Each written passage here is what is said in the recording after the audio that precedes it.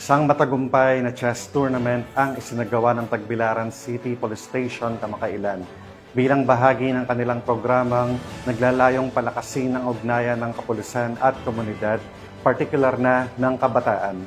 Yan ang balitang hatid ni Patrolwoman Annalyn Canoog.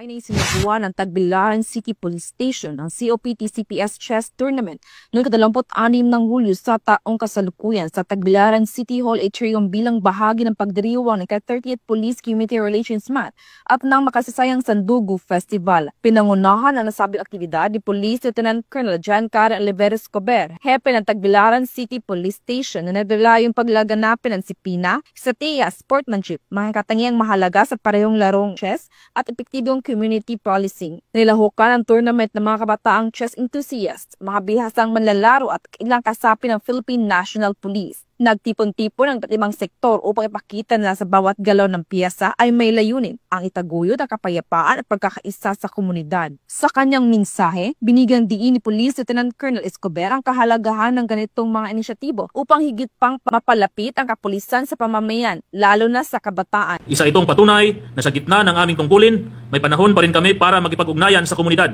sa pamamagitan ng makabuluhang aktibidad gaya ng chess. Ang larong ito ay nagpapalakas ng disiplina, estratehiya at pag-iisip ng solusyon, ang mga katangiang mahalaga rin sa paglilingkod sa bayan. Tumanggap ng trophies at papuri ang mga nagwagi, habang pinasalamatan din ang lahat ng lumahok sa kanilang ipinakitang galing at dedikasyon. Maraming salamat po sa lahat ng lumahok at sumuporta.